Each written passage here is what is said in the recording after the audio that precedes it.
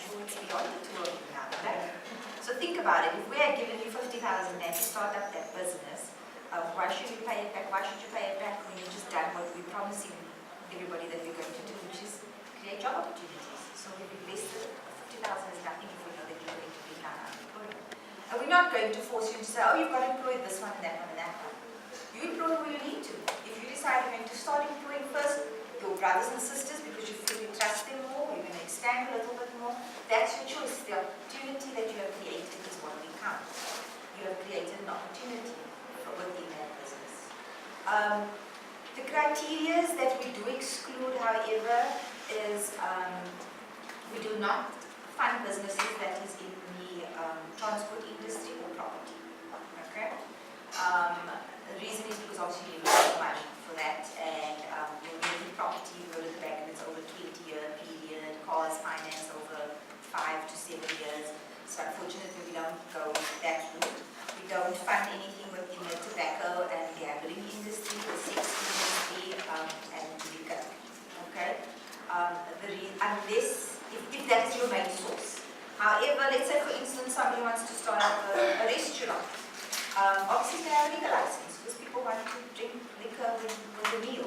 Then that's fine because the sale of the liquor is not the sole source of income. Same thing if a young person says they want to start up a spaza shop. They're going to be selling cigarettes, and that's fine. But cigarettes is not going to be the main source of income. They're going to be selling groceries, airtime, cigarettes, suckers, whatever else. So if it's an additional item, then that's fine. But as long as it's not the main source of income coming from any of those things. Within gambling, so you're going to open up a Hollywood bets or something, we're not going to go there, and your own little beam or SEDA, it's not going to work, okay? So those things we don't fund. We've got a little one-page flyer, so it does give us a little bit of a breakdown, so I can make sure that all of you get access to this. We have a website as well. You can go through our website, look at the criteria and how to apply. One of the things we do is, other than just providing financial support, we also give skills with regards to entrepreneurship and any other non-financial support you might need. So, for instance, you've got a young person who wants to start up a business. Fantastic business idea. But they don't really have the skills to run a business. So why should we say no to somebody like that, right? So you've got a bright idea, you just don't know how to take it, put it down on paper, or maybe you don't have a strength in financial management, or any of those things, HR matters. But you know how to sell the product that you would like to sell. I'm calling it a product, but it can be a service as well. One of the requirements is, before we fund any of our businesses, is they've got to attend our entrepreneurship development program. So we've got a 5-day program where we take you through the modules of how to run a business. From how you do your costing, how do you do your financing, what it takes to be an entrepreneur, and so forth. So we take you through quite an intensive 5-day program. You get a certificate of attendance. Once you've attended that, you then qualify to apply for the grant at NYDA. The only time we exempt you from attending ours if you've already attended something similar. So for instance, SEDA, which Carlett was going to tell you a little bit more about that after me. If you go to SEDA and you attend their training, it's fine because ours is very similar. As a matter of fact, we used to use their material before we got our own to do the training. And then you're exempted from going to ours. You may not have to because you've gone through an entrepreneurship development program. Or if you've studied business management, or you've studied entrepreneurship or retail management, and you come with a certificate to say, I've covered the modules that you're going to be covering, so why should I go through it again? Then you say, okay, then you skip the line and you go straight up to applying for funding. Our turnaround time from the time you apply to us is approximately 21 working days, and that is from the day you submitted everything. That is your forms with all your supporting documents. So if anybody needs emergency funding, we're not the place to come for emergency funding. We are a development organization. So what we do is we develop you as an entrepreneur. So it's a much slower process, but it's a more effective process. And then the other thing we also have is to support an entrepreneur is we need to make sure that if you have a business, we need to make sure that the business remains successful. The reason is because if that business goes under, everybody else who's employed also becomes unemployed, right? So we've got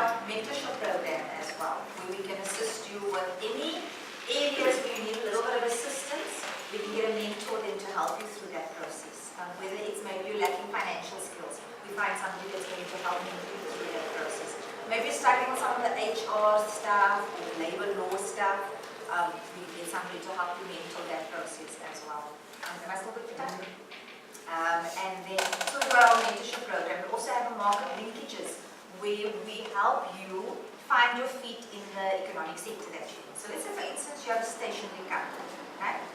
We help you with the process of how you tender maybe to a government department. So you can be a stationery supplier to a specific government department. Or we will tell you, listen, there's these opportunities coming up. We know that you are in that industry. Let's prepare you for that so that you can maybe apply for the technical day. So we help you through that process as well to make sure that you remain active in the sector that you are.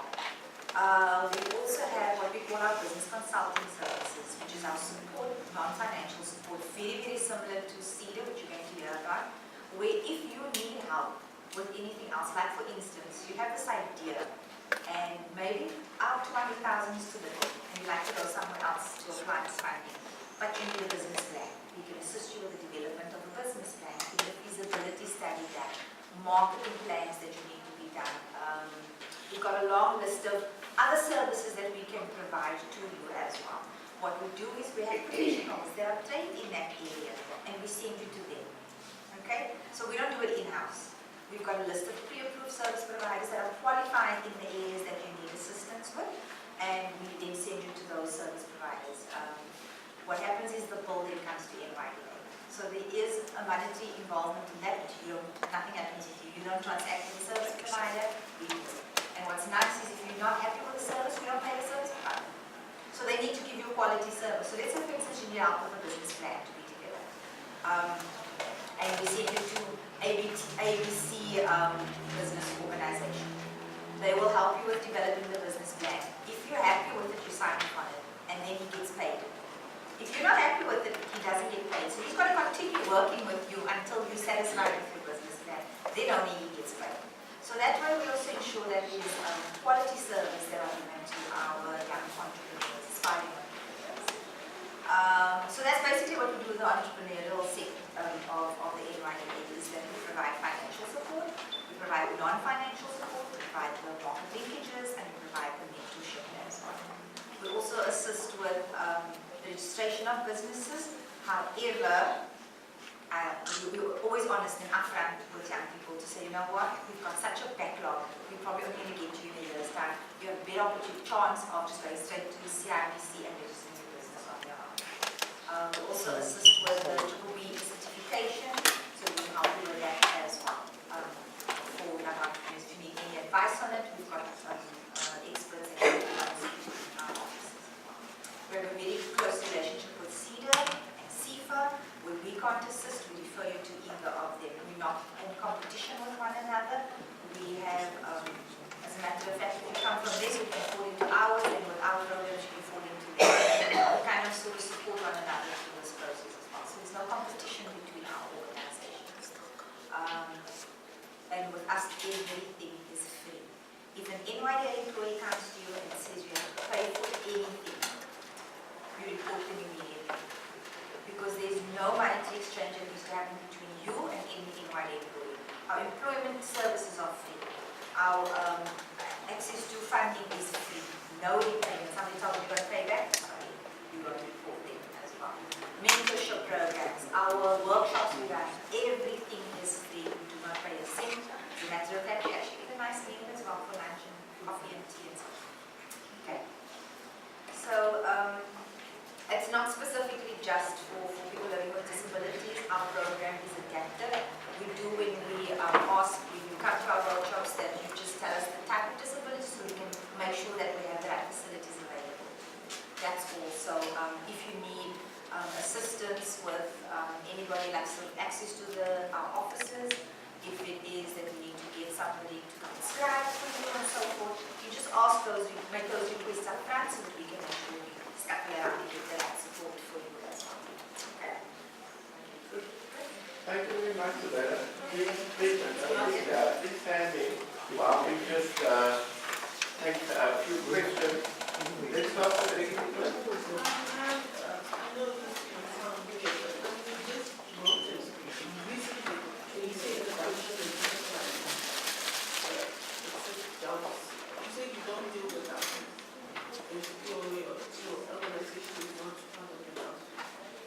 think government should also take up the idea of employing people with any kind of disabilities. Even people, normal people, even anyone that is fighting in this country to find a proper job, because you find those jobs they ask you for experience. I mean, don't you learn experience as you work in a job? So you just say that the government is not doing as they should, but don't you think that you should put it up, that they should do their job? That's why you voted. Just to correct you on that, we are an agency within the South African government, so we get all our funding from your taxes. Okay? So we are not regulated by the Public Services Act, so we're not a government department. We are an agency within government that reports straight through to the presidency. Okay?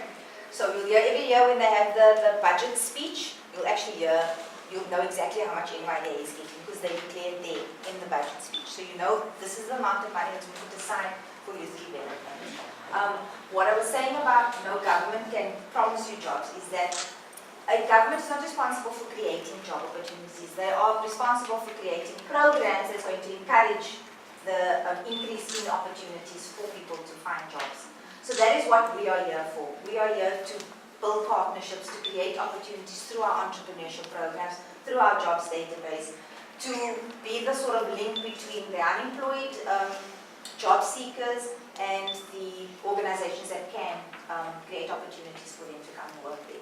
One of our major things that we are pushing, and if you go onto NYDA's Facebook page, you'll always hear our chairman of our board speaking on this on a regular basis, where he's engaging with the president and saying we need to scrap this whole thing of having so much experience.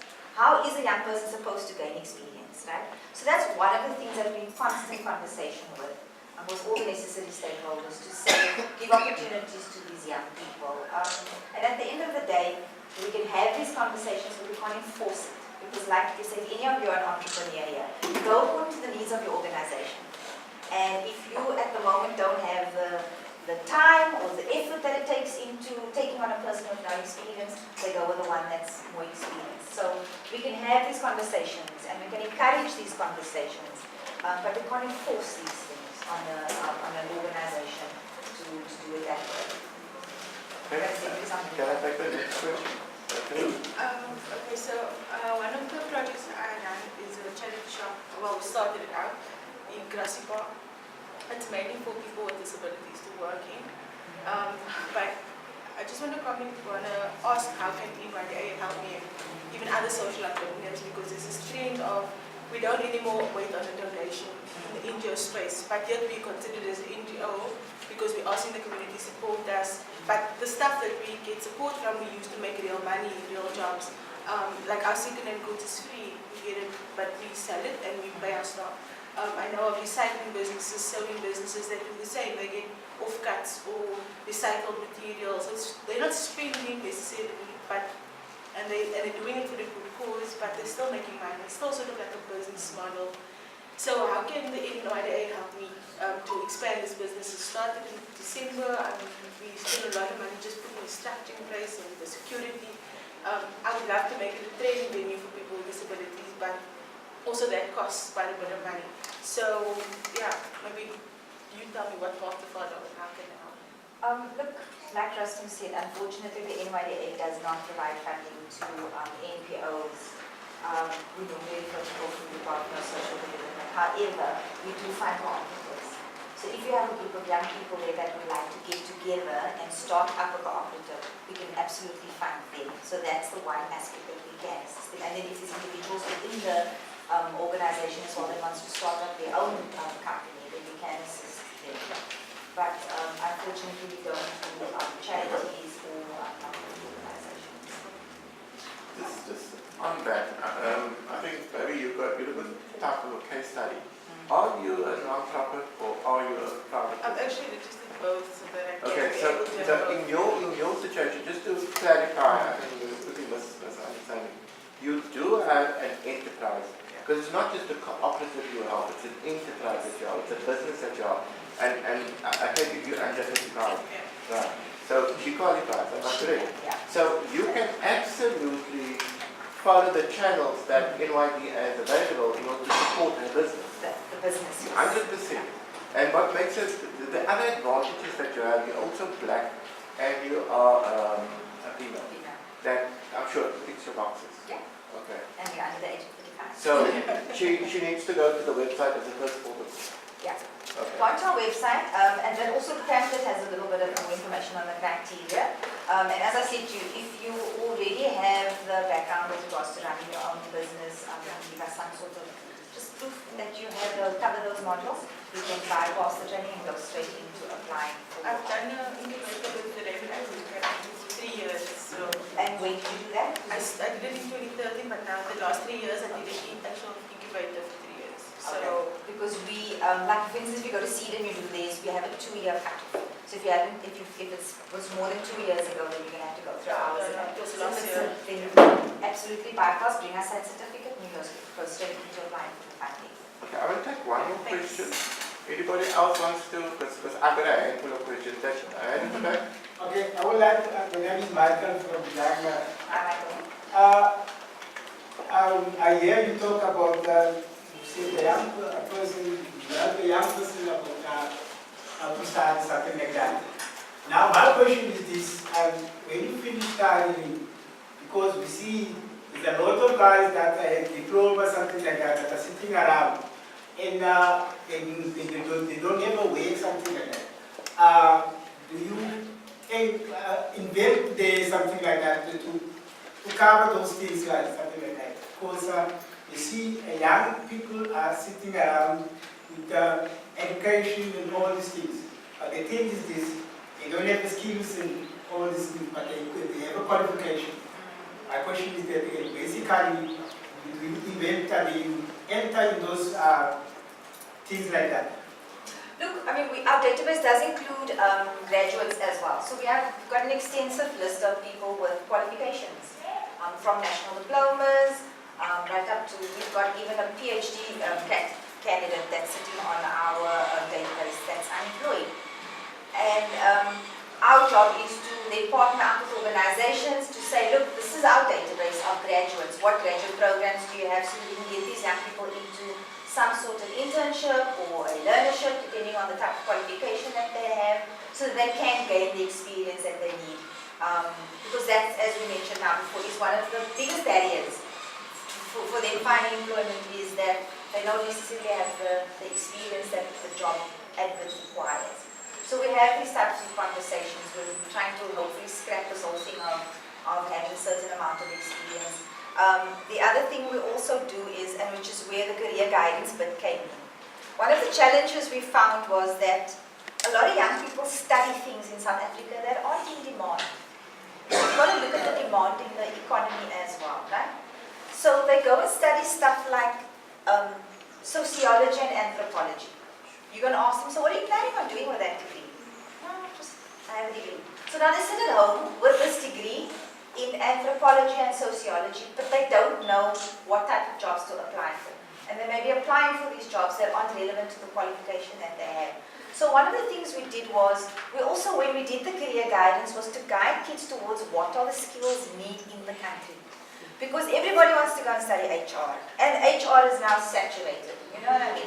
Everybody wants to go and study these BAs that mean nothing or go nowhere. So what we need to do is we need to guide these young people to say, this is our country, this is the skill we lack in the country, and gear them towards studying something so that they can go into the economy very quickly. I can tell you now, HR, I got a pile of boxes there, they studied HR. The new one that's added to the pile now is internal auditing. Everybody's studying internal auditing as well. What's the other one that's also? So quite a lot of the, psychology is the other one that they all study. But they only do the undergrad in psychology, which means that they're not psychologists. So they can't become counselors or practicing psychologists. So that's the other thing. So they do these generic qualifications that aren't specific to a specific area that unfortunately gets them into the employment sector quickly. Which is why we still have left the online assessment so that young people can still see what is available to them to go and study. Okay, I'm going to just call a time on the questions. I'm sure you're going to be around maybe after the event. Yeah, so people can engage with you on one-on-one. But I just want to clarify something in terms of the disability organizations. There are quite a few of you here today. And these are questions to yourself. So a lot of disability organizations have social work services. And they would have, they call it an intake process where they kind of understand what the needs are of the clients, whatever the word is that they use, the beneficiaries or the stakeholders. And very often I want the job, right? So when that comes up, can they refer this person to NYDA? For the job seeker? For the job seeker. Absolutely, yes. absolutely. This is exactly what we're trying, and as I said, we do not have an extensive list, as a matter of fact, non-existent list of people with disabilities. So we need to grow that from an NYDA perspective, and because we are getting requests from companies as well. A lot of training companies, whereas learnerships or internships for people with disabilities, and we say, unfortunately, we can't help you. Because I can't make a promise and then I'm running around looking, and then the company never comes back to us again. So to ensure that that relationship stays our answer, so that I can't cater for you right now, but we want to work on that, and that's why I said we are going to have a workshop, part of NYDA's Youth Month, which is June. We're going to be focusing on that and getting sort of the right people in the room so that we can start going to them.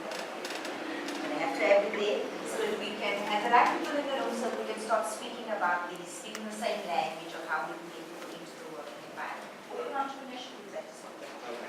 Okay, so that's the one scenario. The other scenario is that the organization also has this protective workshop. So the protective workshop, ideally, and I know I may be trampling on the toes of the disability organizations here, but we're a conduit, right? We're a conduit for persons with disabilities to get us skills to go out into the world of work. So we have this captive market of young people that needs to know a little bit more about employment processes. Like I'm sure you assist people, like you said, the CE development and medical assessment and how to not show cleavage, that type of thing. Those are very practical things. Yeah, very practical stuff. So would you be open to us as an organization, let me use Cape Town APD as an example, where we were to ask you, would you be prepared to speak to our consumer groups and be able to teach them these skills? Would you be open to the organization approaching you for something like that? Our trainers come out, Okay. so it's not just about young people coming to us. Our trainers are very seldom in the office because they're always out providing. Even these entrepreneurship workshops, we will come to you. If you can pull a big enough group together, we will absolutely come to your venue. We are responsible for the entire Western Cape. Our Cape Town office is responsible for the entire Western Cape. So if you want us to go as far up as Beaufort West, we do that. We will come into the community. However, we also got to look at the numbers. Sure. So we can't come out if there's 5 people. So what is that? It's normally a minimum 15. Perfect. So if you can get a minimum of 15, 15, 1 5. Yeah. Our trainers will normally cut it off at about maybe 25 because then the group gets a little bit too big. Sure. But 15 is ideal because it will come out. But would you be open to doing multiple groups if we've got the market? We can if we can get all our trainers to coordinate these schedules. So we could do I'm that. sure we can do that.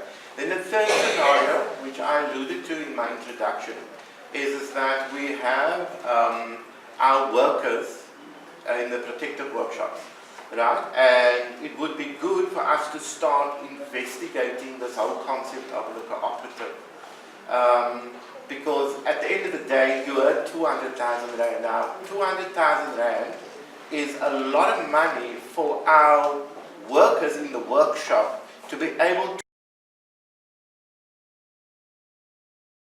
to develop them to another level so they can be self-sustainable. I'm sure that's not handout money. Right? It's not money that you just give to people and you walk away. It is in order to make a difference.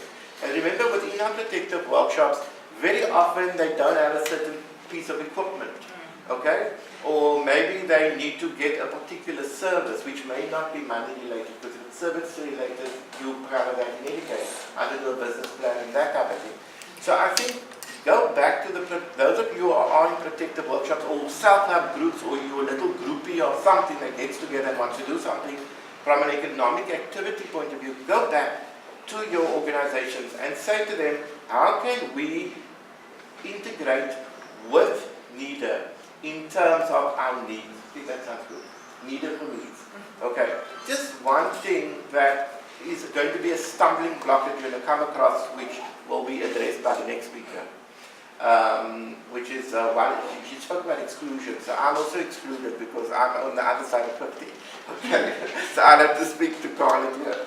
But age is a concern, and I've had interaction with NYDA where they have said that they will not be able to provide benefit to people that don't fall within their group. So therefore, what we need to do as an organization, we can't go to NYDA and say, listen here, we've kind of got a mixed hybrid group. We're going to have to say to NYDA, okay, we've got 50 people, but we've got 25 that are young. So we're going to take the 25 that are young, okay, falls within your target market, and we'll do an intervention with NYDA. Then we've got those like me that is on the other side of 35. Am I correct, 35? 35. Right? Where we can ask SEDA to do an intervention. Now, I also believe that it's good to use these organizations, which are the developmental funding institutions. They have a collaborative relationship already. Okay, so we mustn't feel shy, am I correct, Carlett, whether we are speaking to NYDA or whether we're speaking to SEDA. But at the end of the day, we can get that benefication. So, funding, DSD, I sit on both Ipdm and the Western Cape Network on Disability. We just got our TPAs, okay, from DSD. And our organizations, both of them were cut by 20% in our funding, right? Now, just imagine, we can get the resources from these development funding institutions. I mean, really, it's going to make a big difference in terms of the impact to our beneficiaries, our workers, our stakeholders. Okay, thank you very much, Zubaydah. We are really looking forward to that youth intervention. Right? I think that's a good starting point. And I'm almost sure everybody here is captive to that. The organizations here need to, it's our responsibility to make sure that this message goes down, okay, to our target market. So thank you very much. Thank you.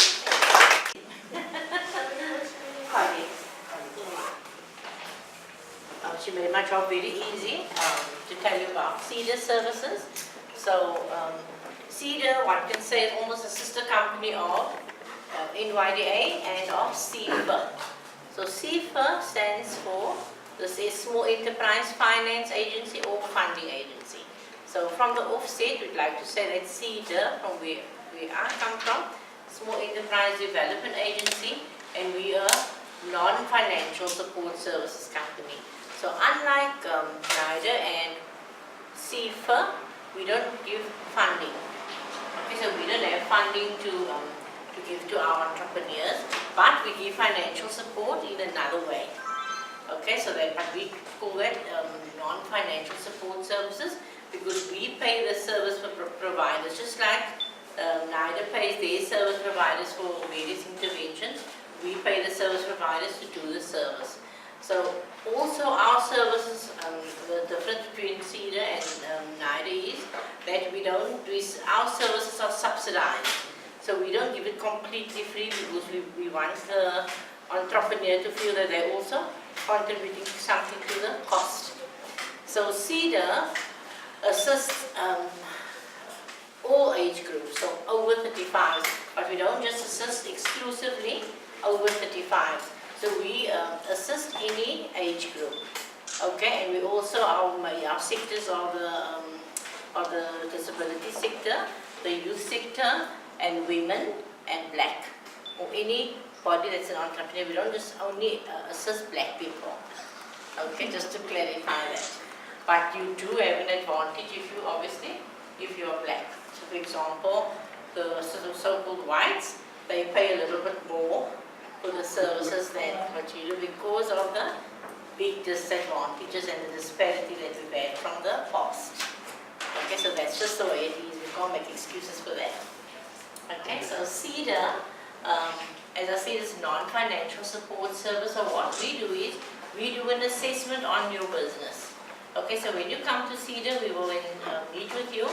We will then ask you at which level you are, if you're a startup business, if you're an existing business, or you have an idea and you would like to start a business.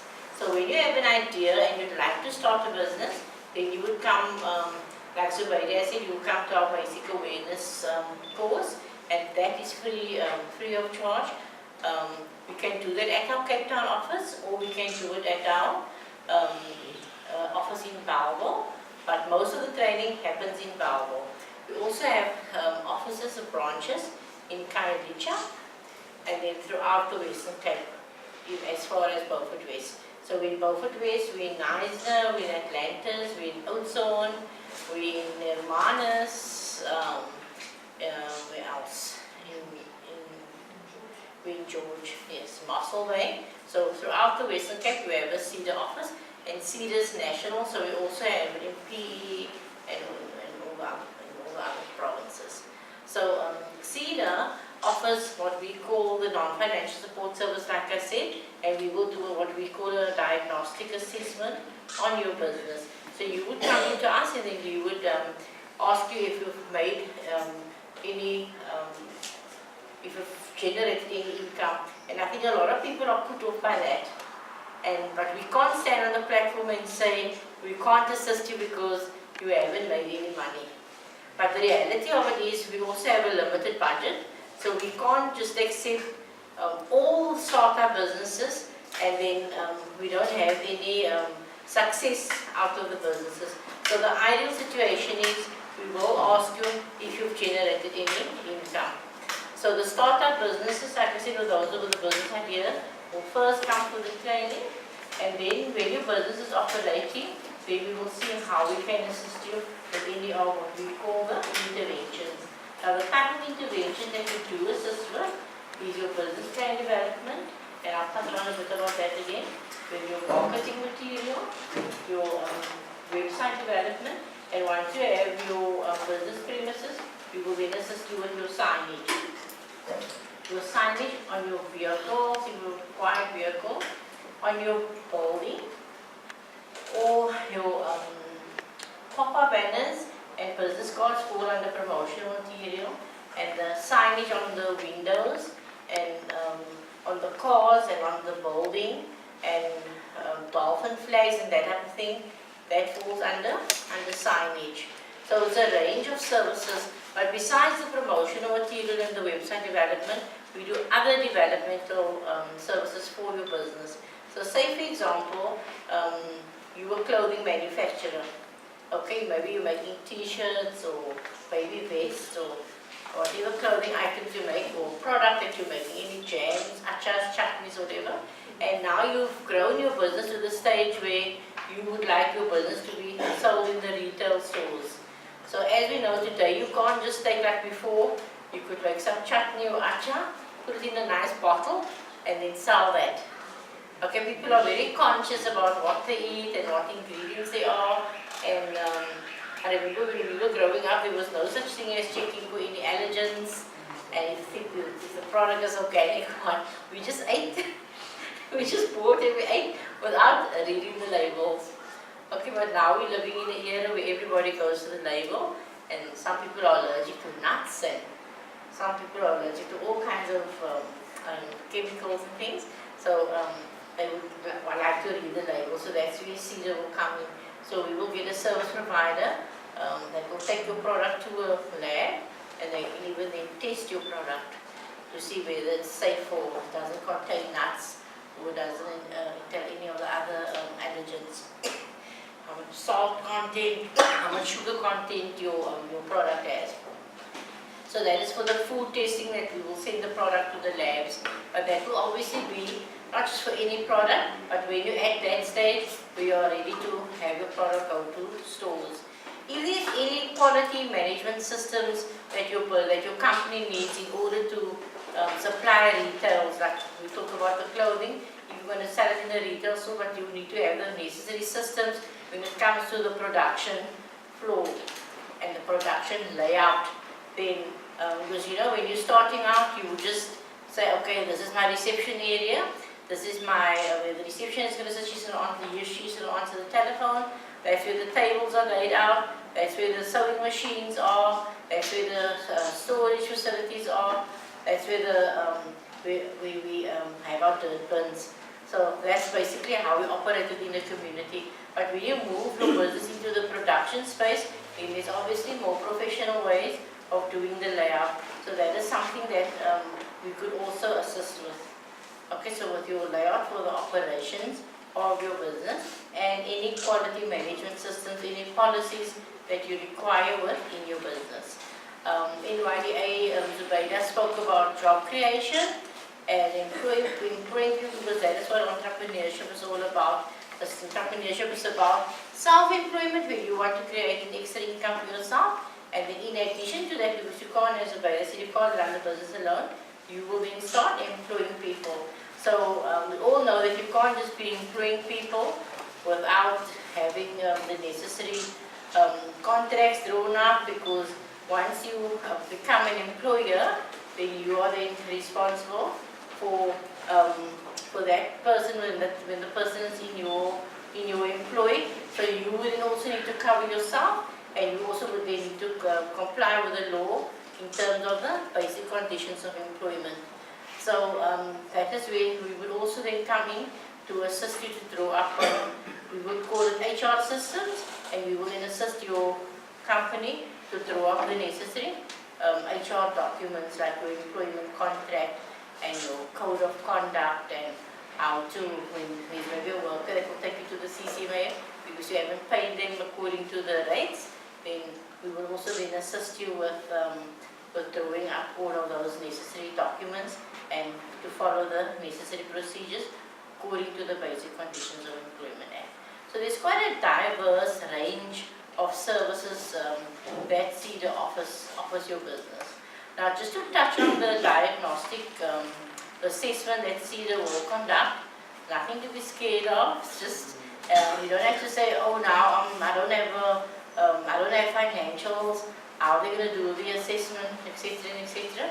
We will extrapolate that information from yourself, because lots of times people come to us and they say, I am operating kind of, but I don't have any financials.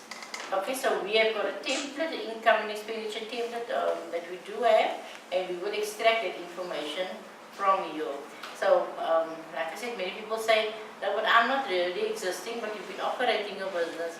So the first place I would start is, I would say, you do use your phone, right? And data is very expensive, isn't it? So then I say, okay, how much do you spend for your telephone, how much you spend on your airtime or your data for the week? Okay, and you'll be amazed. A lot of people don't keep track of how much you actually spend. So it's just like running your domestic, your personal budget, but when it comes to the business, it's even more important to keep track and to keep record. I'm looking at you because I'm sure you've learned, maybe even the hard way, how you need to keep record of your income and your expenditure. So I would ask you how much you spend on your telephone. You couldn't have just, you need to go and buy all your stock. So how did you get there?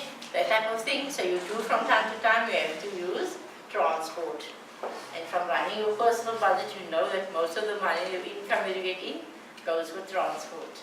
Especially with our unreliable transport systems getting a bit better, but we do spend a lot of money on transport. Now I want to, so that will be the type of questions that we will ask you, and then we will encourage you to keep track of your business expenses. So that's where we talk about the record keeping. Why is record keeping important in your business?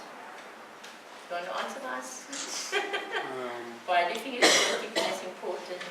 So that you can keep track of what's going on. Yes. And also you can determine the growth and see at what stage your business is at. Okay, so I think one can even quote from the Bible and say that if you can't work with a little, you can't work with much, and I'm sure it's in the Quran also somewhere that you must manage your you must manage your finances. Okay, so I want to just go back for Rasim's purposes on the types of business registrations. So from the offset, I would like to say, I want to encourage you and say you must register your business. Okay, because there is a part of where you can operate as an informal business. There's nothing wrong with operating as an informal business. Now, how many of you are doing business but your business is not registered? Anybody? And you can be selling sweets, or you can be doing hair on the side, or You can be baking cookies. You're doing something. What are you doing? Paving. Paving. Okay, that's great. Is that like brick paving? Yes, for your For driveway. your driveway and so on. Okay, that's great. Okay, so anybody need paving done at home? You can contact me. It's a music, yeah, and it's a dirty job and it's a, yeah, it's hard work. Okay, hi, Cheryl. Okay, so now, what's your name again? Was it your name? Melbourne. Melbourne. So Melbourne can be an informal business. It doesn't have to be registered. Okay? And Melbourne can make some money on the side. Nothing wrong with that. Thanks, Zubaydah. There's nothing wrong with that. So he's complementing or supplementing his income. But now there's an opportunity for Melbourne. There's a nice big tender coming out, or RFQ, request for quotation, coming out from the city, and they're asking for the day hospital in retreat to be paved. Okay? So they say how many square meters is there, a site meeting and all of that. And then, do you think Melbourne can go and do the job when he's not registered? No. Okay, I think there's some clever people here. Eh? So what documents would he need to have to be able to apply for that RFQ? What are the documents? I'm sure you know. Yes? You need a certificate to show that it's qualified. Okay. Come help him out. The registered businesses. What do you need? Social entrepreneur. What type of documents would you need to apply for that RFQ? For the request for quotation. If you want to apply for any government tender, what would you need? The basic documents. Registration. That's right. That's right. So I always say hold up your 5 fingers and then the 5 basic compliance documents that you need, and that's the file. You know, you'll be surprised how many people come to us, and it actually irritates me because they come to a business place to inquire about business and they don't even bring the ID with. Okay? So that's the first document that you need. So especially the men, I don't know what is it about men. They don't like to carry a whole lot of but ask a woman, she will have a proof of address in the bag, she will have in the bag, she may even have a tin opener in the bag. Okay, but we just know men, it's like that. Okay, I bought my husband a nice man bag. It's just like there. They don't want to take a bag. Okay? So the 5 things that you would need to take along wherever you go when it comes to your business would be your, first of all, your ID. That's the first official document that you would need to have. Everybody has an ID? Yeah. Who has an ID? Everyone has an ID. So that will be the starting document that you would take with when you go to. So when Melbourne comes to us, Melbourne has an ID. It's an informal business, but at least has an ID. The second document is when Melbourne wants to go and apply for that RFQ, then you would need company registration documents. So there's a choice. You can be registered in about 4 different ways. At least you qualify to register as a sole proprietor. So you can just go to SARS and then you can apply to be a sole proprietor. He doesn't have to register a company. So sole proprietor only means that you go to SARS and they will give you a tax number. So you could have had a tax number when you worked previously, that will be fine. Then you want to maybe just have a business name. So he wants to be called Melbourne's Paving. Then he will go to SARS and update and say, I want to run my business on the side, and can you please give me a trading as name? Then they might help him to give him a trading as name, and he can say, I'm Melbourne's Paving, trading as. They don't put it on the tax certificate anymore though, but at least will come with a tax clearance certificate with your tax number on.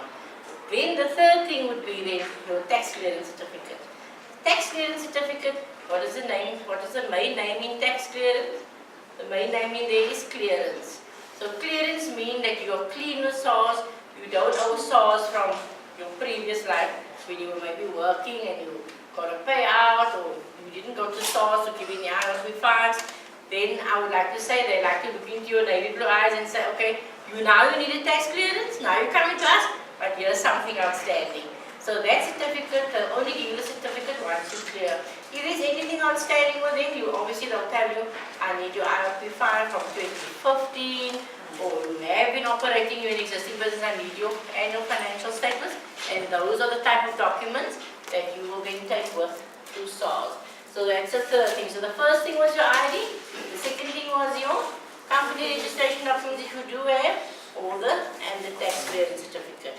The fourth thing that you would normally take was if you're an existing business, will then be your annual financial statements. So that's where SEDA will come in. If you don't have annual financial statements, you haven't had access to an accountant, then SEDA will give you access to an accountant for at least once. You can't come to SEDA every year and ask for annual financial statements. So for the first time, so sometimes business people come to us, they've never done their tax. They may be outstanding since 2015. So at least for 3 years, then you'll get an accountant to sort out your tax.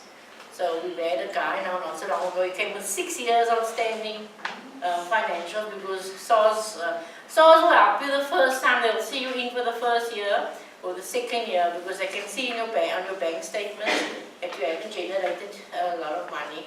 So then they'll say, okay, you don't have to the first year, we can see there was no money generated.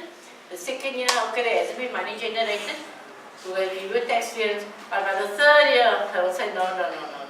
You need some proof from an accountant to say that you haven't been generating any income. There are lots of things that lots of times people don't know. When you go and register a company, they don't read all that fine print, all that additional documents. So when you go and register a company with CIPC, you get a nice little stack of documents. It will be your 14.3 is the registration documents. That's the 3 pages, consists of 3 pages. That's the one that you will give for your registration documents. Then the other fine print, there's a document that will say that there's your articles of association, and remember, it's almost like your constitution if you have in an NGO, that's like your constitution. But then in that fine print, I can talk a lot, so you must just stop me. So in that fine print, it will say that you need to pay your annual returns. So surprise, surprise, if you registered a company a few years back, and you never operated, or you did operate, but you never paid your annual returns to CIPC, or those years they were called CIPRO. You need to pay them 100 Rand per year. And you pay that annual return when it's on or before your company birthday. Not your birthday, your company birthday. So if your company was registered on the 24th of December 2019, you've never paid, and now all of a sudden you now take out your documents, it's full of dust, now you want to operate your business. Hello, 2019 and 20, this is the, if you have said 2 years, 15, 16, 15, 16, 17, 18, and now we're 19. So say for 4 years. So that means you must pay CIPC 100 Rand for each year that you didn't pay. Now don't forget, it's on the system. So that's 4 years, so that's 4 times 100 Rand that you must pay CIPC for outstanding or annual returns. And then they charge you a penalty of 50 Rand. So that means it's 400, 500, 600 Rand. So it's going to cost you 600 Rand just to get your company registered again, because CIPC will deregister it. So that's why you hear the term deregistration. They will deregister your business if you don't use that company. So is it worth it to pay that 600 Rand? I always ask the question, your company and your company is almost deregistered. Maybe not worth it to pay that 600 Rand if it costs you 175 to register a new company. Because I mean, you don't have money to waste or pay money for it, but then you can't get the same name that you had. So if your business name was Melbourne's Paving, Melbourne's Paving won't be able to get that name again because it's deregistered. So now I'd have to tweak that name a little bit. So that's a little bit of the tips. Then I went through the ID, the company registration, the tax clearance certificate, your financials. Then the fifth one is your sector that you're in, that requirement. So Melbourne will fall under, nice to pick on you, Melbourne. So you will fall under the construction sector. So in order to get onto the databases, you will then need to go and have an extra registration, which is going to be with CIDB, and that is the regulatory body for the construction industry. So CIDB stands for Construction Industry Development Board. If you're doing food and making rotis at home and making samosas at home, that's fine, you can operate informally. But now you want to go cater for the schools, and you want to go cater for the clinics, you want to do a catering job for Department of Health. Whenever you become formalized and need to be on the database, then you need 1, 2, 3, 4, and the fifth one, when you're in the food business, that's going to be your health certificate. When you're doing clothing, we will then encourage you to go to Clotex. They are the best people with clothing and textile, and they will advise you in terms of clothing and textile. Because they, like NYDA, gets calls to say, I need someone that can do that type of job. Clotex also gets phone calls, and sometimes for funny things. Like I remember one day they phoned me, they said, do you know anyone that makes lingerie? All know what's lingerie? The men? Underwear. Okay, so do you have anybody that makes underwear? So that's actually a skill. At that point I thought, I don't know anyone that makes underwear. But they needed someone to make underwear. I've got a client now, he designs, it's a band actually, he designs baby wear. So at least know someone that designs baby wear. So when you're making clothing, think of a little bit outside of the box as to what to make, because sometimes there are people that need you to make specific things. So Clotex, for example, they will get someone calling them that says, we have a big order for bags, for example. Do you have anybody in the communities that can assist to make bags? So when you're with Clotex, then it's good to just, when you're making clothing, register yourself with Clotex. I think they're still in Athlone, Cliffontein Road. They where the old creek was, in Cliffontein Road. So that in a nutshell is about SEDA. The types of registration I'm just going to run through. So you can register yourself as a sole proprietor with SARS.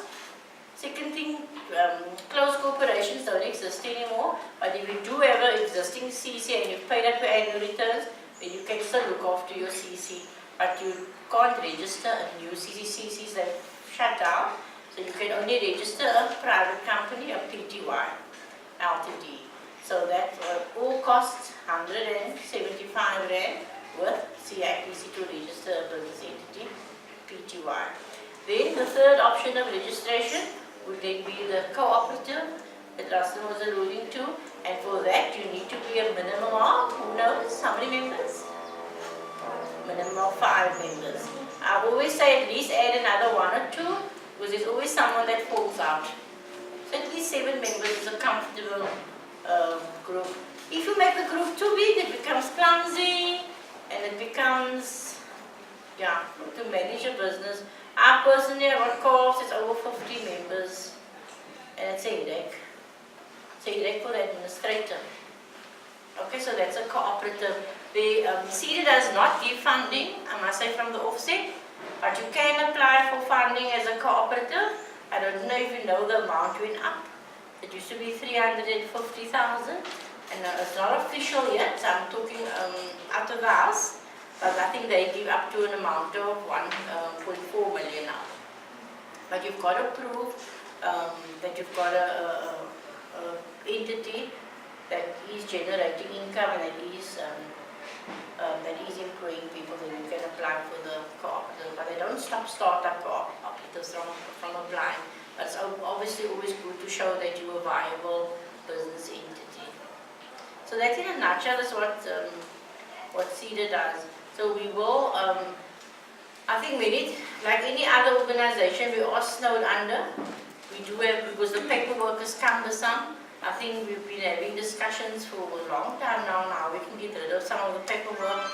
But being government institutions, pro-government institutions, we probably almost never get rid of the paperwork.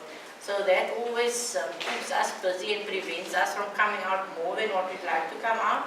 But like NYDA, we are willing to come out to run our workshops, business skills workshops, or to come and do these talks, or to give you advice.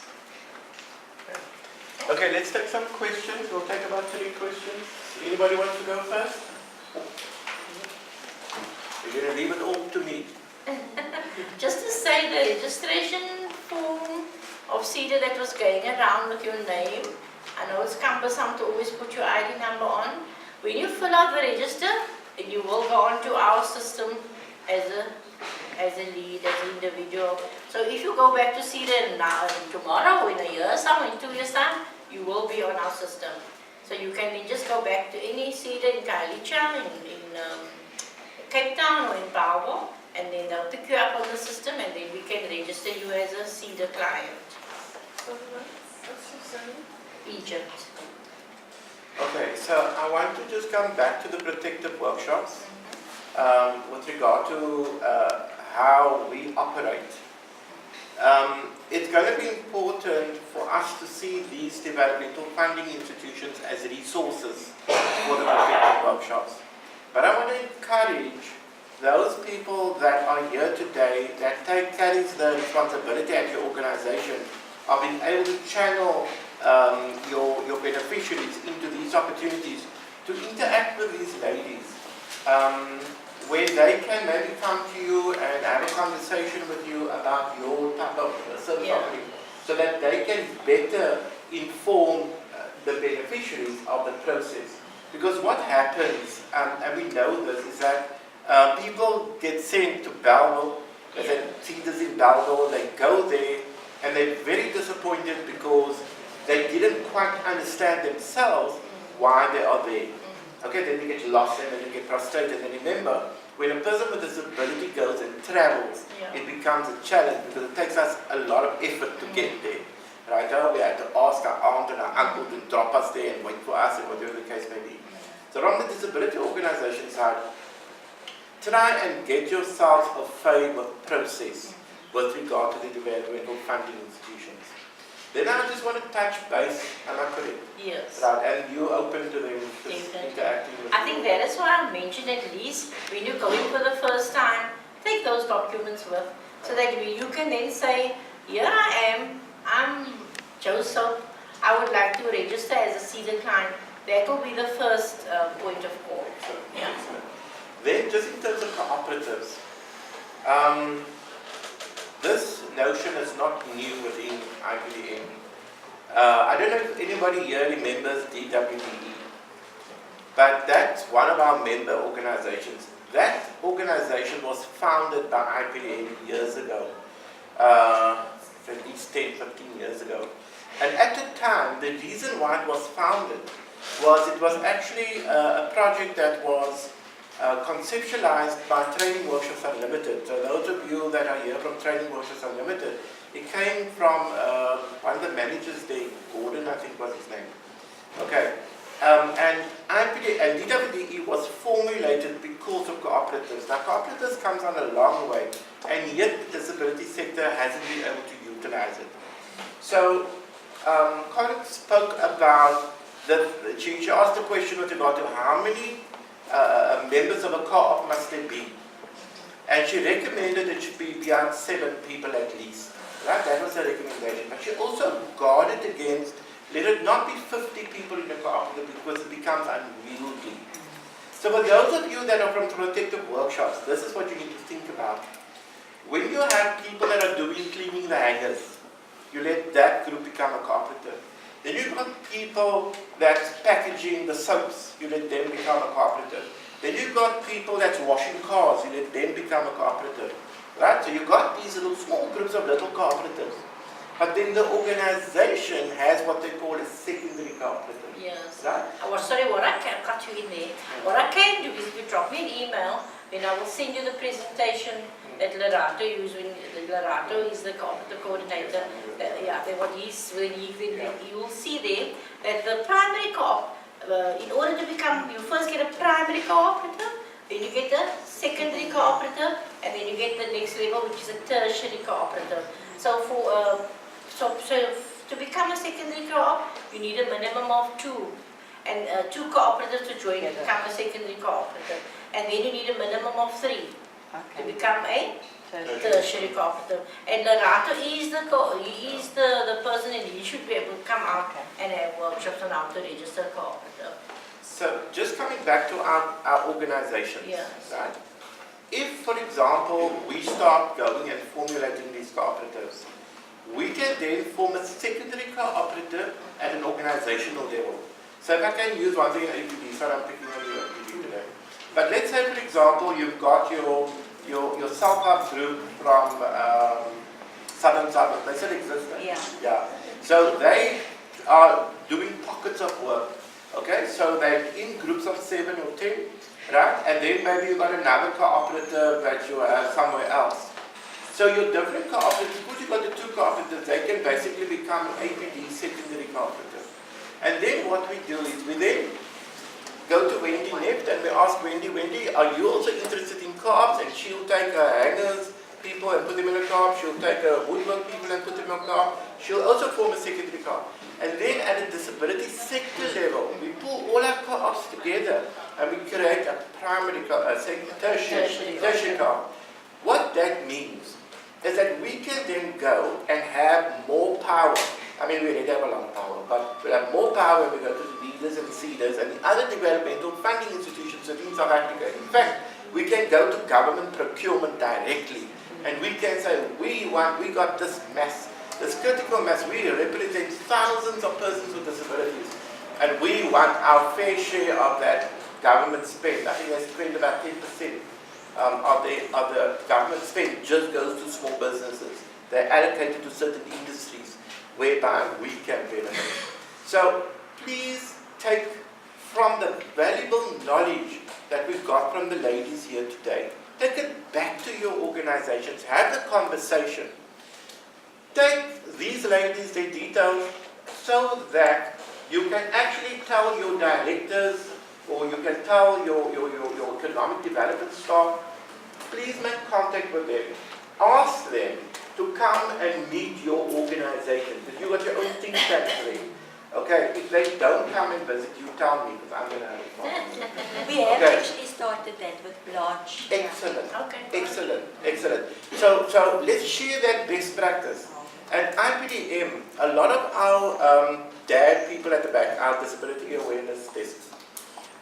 This is going to be important for you to get to understand this knowledge a little bit better. So Alex, I'm looking at you, right? Because you basically carry that company, you and Shireen, in terms of the coordinator. Maybe what we need to do is that we need to affiliate our DAD team with a session out at SEDA or at NYDA, okay? And that they can basically explain to us more of what they do. Because our DAD staff, our DAD volunteers, when they get referrals from the community, here's SEDA's contact details, here's NYDA's contact details, okay?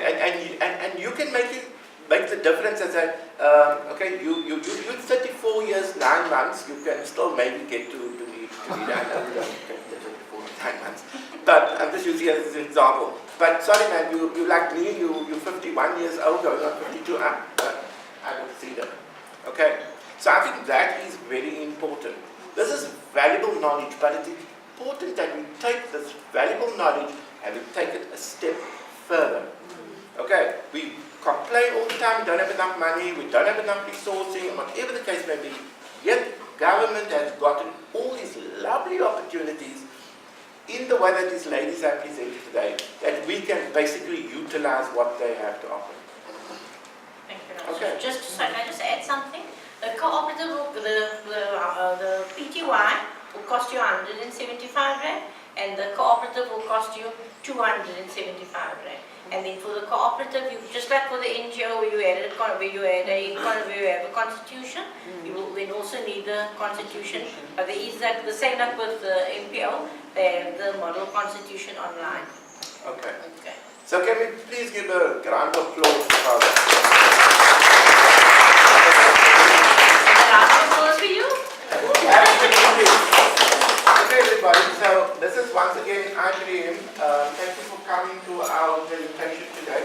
I just want to alert you to our lovely publication. This is our newsletter. We're very, very proud. I mean, I remember the days of the paper, photocopy paper that we used to use, right? I need to acknowledge the gentleman that puts it together for us. This is Amir. He's basically taking pictures and video of all of us. You must really go. Stuff is on social media. Where can they get to see our stuff on social media? Well, on the website, as well as on social media can be, will be uploaded. I mean, go and have a look. All our latest events, we've got it in color, and we've got lovely productions of what it is that we do. So we're very proud of what we do. We're also very proud of the fact that we have our DAD team. Our DAD team is our disability advice desk that is in the community, that basically persons that are struggling with, where do I go for employment, where do I go for transport, housing, whatever the case may be, our DAD team is there. And then of course, I've spoken about our newsletter, whatever it is that needs to happen, so we will be approaching NYDA and SEDA, please, you've got to write up, can be included, okay, as part of our distribution process. So we do that as well. And I must thank you here today, and especially if you are repeat attendees, right? Ipdm really has a very good support base. And we have that very good support base because you are here. But we hope we are providing you with value. If we're not, then help us to provide you with more value. People, thank you very, very much. There are refreshments through the door, to the right, up the ramp. Please enjoy, and thank you very much for being here. Thank you.